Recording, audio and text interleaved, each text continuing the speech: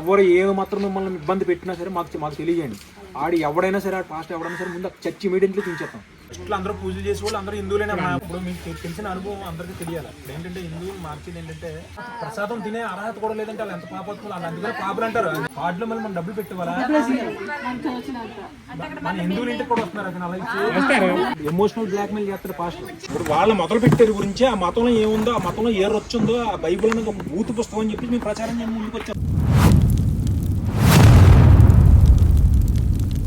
ఇప్పుడు ఏంటంటే మన వాళ్ళకి తెలియక చాలా మంది అమాయకులు వీళ్ళకి ఒక వ్యాపారం కింద మీరు చెప్పారు కదా, ఏ ఊరిది అన్నారు, జుచ్చెత్తంట. ఆ ఊళ్ళో ఉన్నదే 80 ఇళ్ళు అంట, 100 ఇళ్ళునంట, 8 చర్చలు ఉన్నాయంట. వాళ్ళ వ్యాపారం గురించి ఒక్కొక్కరు చర్చి పెడేస్తున్నారంట.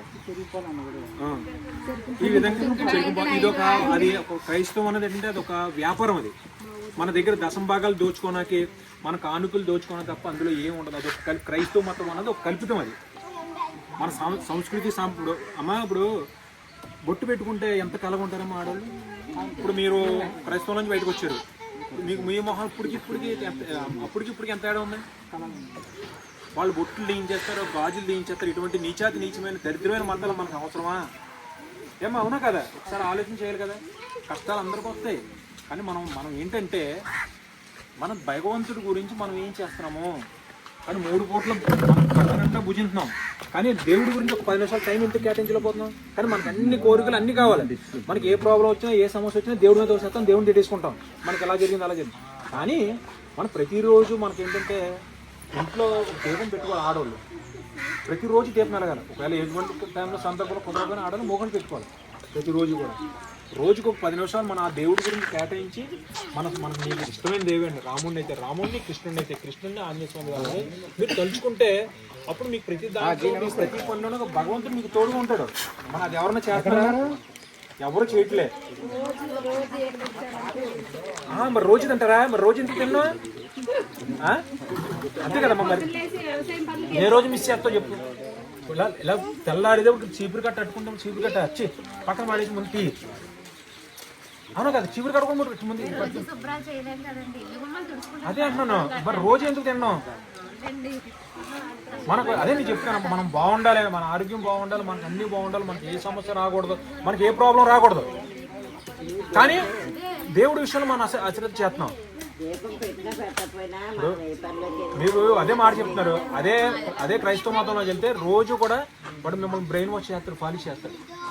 దశంభాగాలు రండి తండ్రి అంటాడు. దేవుడు అని ఎంతసేపు మీకు బ్రెయిన్లో అలా మీకు గుచ్చుతూనే ఉంటాడు. ఏమన్నా కదమ్మా, మీరు ఏ పని చేసుకున్నా కానీ అలా గుచ్చుతూనే ఉంటాడు. అదొక ప్రలోభాల గురి. మనం ఎప్పుడైతే మనం కరెక్ట్గా సక్రమంగా ఉన్నామో మన పనులు కూడా కరెక్ట్గా సక్రమంగా వెళ్తాయి. మనం టైంకి లేకాలి, మన టైంకి లేచి టైం కొడుకోవాలి. ఇప్పుడు ఏంటంటే మనకు కూడా నెట్లు వచ్చేసినాయి ఈ మధ్యకాలంలో. బిఎస్ఎన్ఎల్ ఇవన్నీ వచ్చేయడం వల్ల 12 గంటల దాకా 1 గంటల దాకా ఫోన్ చూడడం, నెట్లు చూడడం, పొద్దున్న 10, 11, 9 గంటల దాకా సీరియల్ చూడడం, ఉదయాన్ని లేచి 6 గంటలకు 5 గంటలకు లేచి ఉండాలండి. మంచిగా ముగ్గులు పెట్టుకునేవారు. ముగ్గులు అన్నీ వ్యాయామం.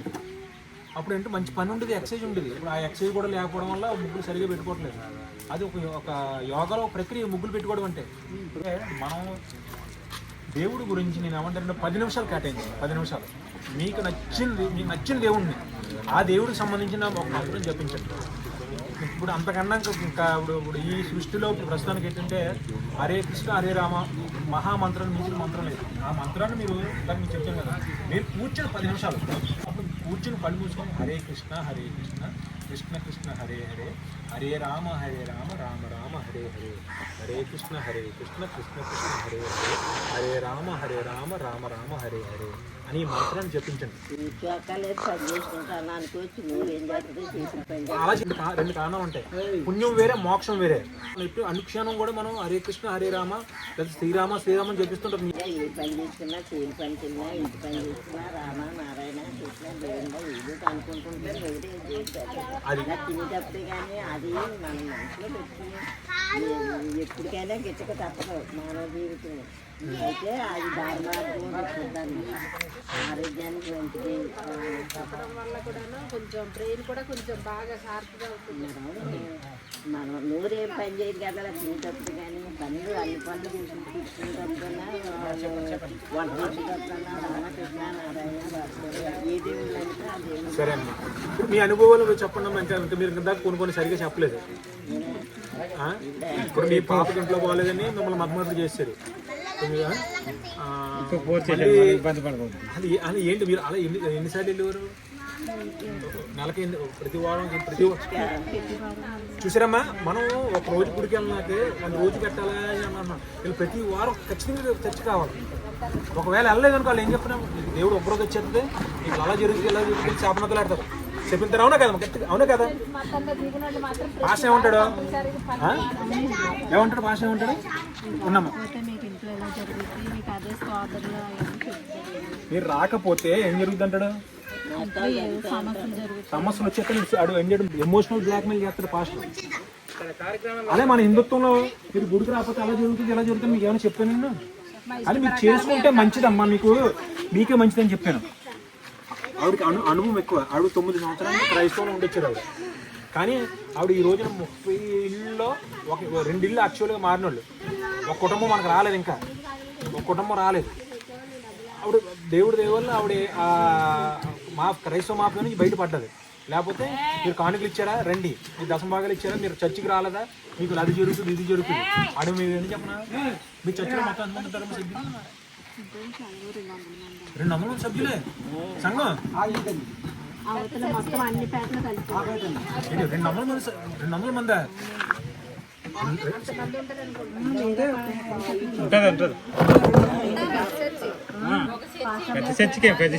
పాస్టర్ ఎవరు?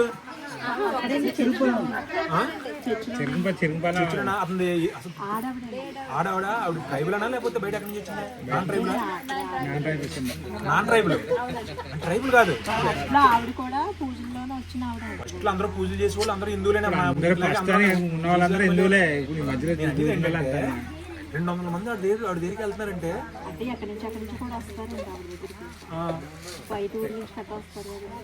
అంటే ఇక్కడ లోకల్లో 100 మంది వచ్చారంటే బయట నుంచి 100 మంది వస్తారు. ఆవిడ బాప్టిస్ట్ ఇప్పించి ఆవిడ అందరికి క్రిస్టియన్ సర్టిఫికేట్ అది ఇప్పించదమ్మా. సర్టిఫికేట్ అయితే ఇప్పించారు కానీ బాప్టిస్ట్ అంటే మీకు మిమ్మల్ని బాప్టిస్ట్ తీసుకోమని చెప్పుకోవాలి మీకు ఎప్పటికప్పుడు? అలా మీకు ఎవరో ఇందులో ఎవరిని చర్చ చేయలేరా? మీరు ఎవరు వెళ్ళలేదు? మిమ్మల్ని ఎవరన్నా రమ్మని పిలిచారా? మీ ఇంట్లో సొంత మన ఇంట్లో మా అక్కల పిల్లలు వెళ్ళిన తిడుతున్నాండి. ఇంకా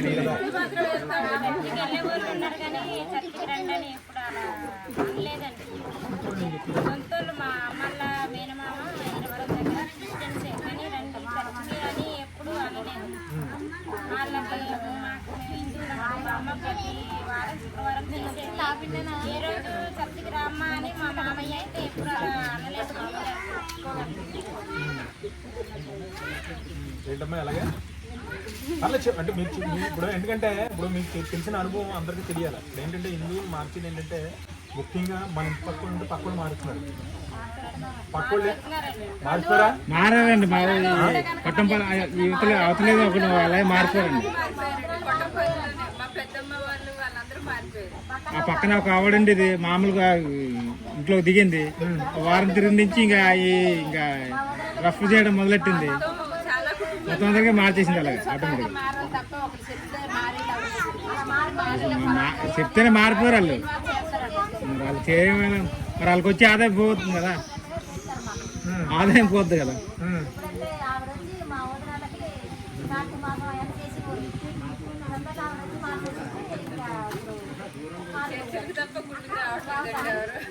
ఇప్పుడు ఎందుకని ఇప్పుడు భోజనాలు పెట్టుకుంటామా, ఆ భోజనాలు తినకూడదు అంటారు వాళ్ళు. ఏ భోజనాలు? ఏ ఇప్పుడు దగ్గర భోజనాలు కానీ ఇక ఏం తిన్నంటారు. చచ్చిపోతారా ప్రసాదం తింటేనే? ఇప్పుడు తినకెళ్తాం కదా గురుగారు. వాళ్ళు ఎంత పాపాత్ములు కాకపోతే ఆ ప్రసాదం తినే అర్హత కూడా లేదంటే వాళ్ళు ఎంత పాపాత్ములు. వాళ్ళు అందుకనే పాపులు అంటారు. అవునా కదమ్మా? మనం తినకెళ్ళాం అనుకోండి, మనం తింటాం లేదా? మన మనిషి జనం పుట్టేవంటే మనం ఎంతో పుణ్యాత్ములు. అటువంటిది వాడు ఎవడమ్మా డిసైడ్ చేయడానికి మన పాపలు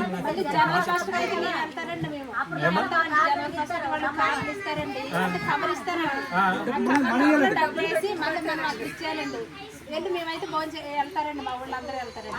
ఎంతో కొంత అంతేగాని మతంలో మారడానికి అయితే కాదు. ఏంటి కవర్ ఏంటి అంతకంటే పెట్టమని కానుక ఈ కవర్ అంటే అంటే క్రిస్మస్ కానుకండి. అంటే కార్డు ఇస్తే ఆ కార్డు ఇస్తే మనకు ఆ రోజు భోజనానికి రమ్మన్నట్టు అందులో మనకు తోచినంత కానుక వేసి ఇవ్వడానికి మనకు తోచినంత మన నచ్చినంత అందులో కార్డులో మళ్ళీ మనం డబ్బులు పెట్టుకోవాలా? మనకు తోచినంత మన హిందువుల ఇంటికి కూడా వస్తున్నారు అతను అలా ఇచ్చి వస్తారు, వెళ్తారని ప్రతి సంవత్సరం వస్తారని సంక్రాంతికి అండి. అయితే ఒక పని చేయండి, అయితే మీరు భోజనానికి వెళ్ళి వచ్చేస్తున్నారు కానీ అయితే ఒక పని చేయండి, ఈసారి మేము గుడి దగ్గర పెట్టుకుంటాం కదా, భోజనాలు పెట్టుకున్నాం కదా, అందుకే మీరు మరి మాకెందుకు అదే ఇప్పుడు మా గుడి దగ్గర మేము భోజనాలు జరుగుతున్నాయి, మాకు దశమి జరిగింది వినాయకుడ, మీరు అందరూ భోజనాలు రండి, వాళ్ళు చర్చి దగ్గర ఉన్న అందరూ పిల్లల్ని మన మన హిందువులు ఇళ్ళ దగ్గరకు వచ్చి వాళ్ళు మా భోజనాలు రమ్మని ఏమా అవునా కదా, మన హిందువులు ఇళ్ళ దగ్గరకు వస్తున్నారు, మన దగ్గరకు వస్తున్నారు, కవర్ ఇస్తున్నారు, భోజనం చేయండి అని చెప్పేసి అడుగుతున్నారు, మీరు వెళ్ళి భోజనం చేస్తే అది ఎంతో కొంత డబ్బులు ఇచ్చి వస్తున్నారు మీరు, అవునా కదా? అటువంటి మీరు కూడా ఏం చేస్తారంటే మన వినాయకుడు చదువు వచ్చినప్పుడు లేకపోతే హనుమాన్ జయంతి వచ్చినప్పుడు కానీ లేకపోతే మనకు దశమి మనం భోజనాలు పెట్టుకుంటాం కదా, అప్పుడు భోజనాలు మీరు అందరూ వెళ్ళి చర్చి దగ్గరికి వెళ్ళి మేము భోజనాలు పెట్టుకుంటాం, భోజనంకి రండి అడగండి. వాళ్ళు రాలేదనుకోండి, మీరు రాను మీ ప్రసాదం మేము నిన్నే చచ్చిపోతాం, మేము తినకూడదు, విగ్రహాలు ఖర్చుని మేము తినకూడదు అని అనుకో, మరి అటువంటి బాడకోయాద వాళ్ళారా మీరు? మీరు మా ప్రసాదాలు తిన్నప్పుడు మమ్మల్ని భోజనం మిమ్మల్ని ఎందుకు పిలుస్తున్నారా? మీరు మనుషులుగా పుట్టారా? మీరు మనుషులు అసలు మీరు అని అడగండి. సిగ్గు లజ్జ మీకు ఏమైనా ఉందా అసలు? మమ్మల్ని రమ్మని అడగ, నాకు మీకు సిగ్గు లజ్జ పౌరుషం ఏమైనా ఉందా? మీరు పెట్టింది అదే అన్నాను, తెలుసుకోవాలండి, తెలుసుకోవాలి. పౌరుషం ఉందా? మా భోజనం మీరు రమ్మన్నప్పుడు మీరు రాలేనప్పుడు మీ తిన్నాక ఎలా రమ్మని అడుగుతున్నారు మీకు అని అడగాలి కదా మీరు. బయటికి రారండి, ఎందుకంటే నేను తిడతాను అనేసి బయటికి రారు, కార్డు ఇవ్వట్లేదు నాకైతే జనవరి 10కి వచ్చి. అందుకని సార్ మీరందరూ కూడా చర్చి చేసుకున్నాం, అందరూ కూడా మన భోజనాలు రమ్మని చెప్పండి. చెప్తాను మేమైతే దగ్గర భోజనం పెట్టుకుంటే అలాగే చెప్తాను. ఈ పల్లెటూరులో సిటీలో అందరూ అన్న మతాలు తింటారు, హనుమ జయంతికి వినాయక చవితికి అన్ని మతాలు ఎక్కడన్నా కదా ఎక్కడన్నా కూడా వీళ్ళు ఏంటంటే విగ్రహాలు కొంతమంది క్రిస్టియన్స్ కూడా తేడా ఉన్నారు. విగ్రహాలు నేను చెప్పిన అర్పించింది తినకూడదని చచ్చిపోతారా తింటేనే అలా అంటే ఎవరన్నా ఏదైనా పెట్టడం తిని ఆహారం దగ్గర మాత్రం ఏంటి నాకు అర్థం అవుతాం మన. అందుకనే సనాతన హిందూ ధర్మం మనది, ఎవరైనా ఏదైనా పెడితే మనం ఎవరు ఏది పెట్టినా సరే మనం ఎంతో కళ్ళకద్దుకుని తింటాం. అన్నం పరబ్రహ్మ స్వరూపం అని అది ఏదైనా సరే, అది ఎంతో నీతి లేని సన్నాసి ఎదవలు అయితేనే పెట్టి తినకుండా విగ్రహాలు కనిపించింది నేను తినకూడదు నేను చచ్చిపోతున్నాను నిజంగా భూమి కొట్టడం కూడా వేస్ట్ అవ్వదు, భూమికి భారం అవ్వదు ఆ దృష్టిలో. అంతే కదా మనం చెప్పింది. సిగ్గు లజ్జ పౌరుషం ఎదవలు అయితే మనం మన ఇంటి దగ్గరకు వచ్చి భోజనాలు రమ్మని అడుగుతారా అటువంటి మన భోజనం తిన్నప్పుడు, అవునా కదమ్మా? దాన్ని పౌరుషం ఉండాలి కదమ్మా మనకి. మనం ఎంతసేపు కూడా పరమత సహనం అని మరి సర్వమత సమ్మేళనం అని అన్ని మతాలు మనం చూస్తాం, కానీ మనం అలా చూస్తున్నారా? అది ఒక మతం ఏంటంటే మనం మార్చిన తర్వాత మిమ్మల్ని ఎవరు మార్చిన కూడా అలాగే ఉన్మాదంగా తయారయ్యేది మతం అన్నది. అందుకని ఆ మతాలు మన హిందువులు మారుతున్నారు, మన శబ్దాలు మారుతున్నాయి, ఇలా మన దేశ సంస్కృతి మీద దెబ్బ కొడుతున్నారంటే మేము అన్ని చోట్లకి వెళ్ళి ఆ మతం అంటే ఇది, ఆ క్రైస్తవంలో ఉన్న దరిద్రాలు ఇటువంటివి ఉన్నవి బైబిల్లో కూడా. వాళ్ళు బైబిల్లో ఉన్నా కూడా సరిగా అన్ని ఏ వాక్యాలు అన్నీ చెప్పరు, బైబిల్లో వాక్యాలు నిజంగా చెప్పారని చెప్తారు. వాక్యం అంటే ఏం లేదండి, ఆ వాక్యం మామూలుగా ఇక్కడిక్కడ మన జరిగినవి చెప్తారండి. బైబిల్లో ఏసు ఏం చెప్తాడంటే ఏసు ఏం చెప్తాడంటే అందులో ఉంది, అందులో అబద్ధం కాదు. ఇది ఆన్ రికార్డ్, నేను వీడియో కూడా పెడతాను, ఎందుకంటే నేను అబద్ధం చెప్పిన మాట కాదు కదా. నన్ను నమ్మకపోతే నీ పిల్లల మాంసాన్ని వండించి నీకే తినిపిస్తానన్నాడు. దేవుడు అలా అంటాడా? చెప్పండి అమ్మ, దేవుడు అలా అంటాడు చెప్పండి. నన్ను నమ్మకపోతే మీరు అందరూ నరకాన పోతారంటారు, దేవుడు అంటాడా? మరి దేవుడు అయితే ఎందుకంటే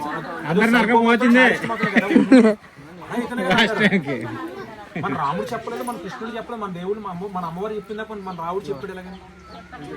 ఆ మాట అంత నీచమైన. ఇప్పుడు మీ మా ఆవేదన మా బాధ ఏంటంటే మీరు అందరూ ఇంటికి ఉన్నారా, మిమ్మల్ని ఎవరు మార్చినా సరే మీరు అందరూ కలరు. ఆవిడ నిజంగా చాలా అదృష్టవంతురాలు కాబట్టి మళ్ళీ మిమ్మల్ని అందరితో వచ్చి అదే ఆవిడ క్రైస్తవ మతం నుండి మిమ్మల్ని అందరితో వచ్చి కూర్చోలేదు ఆవిడ, అవునా కదమ్మా?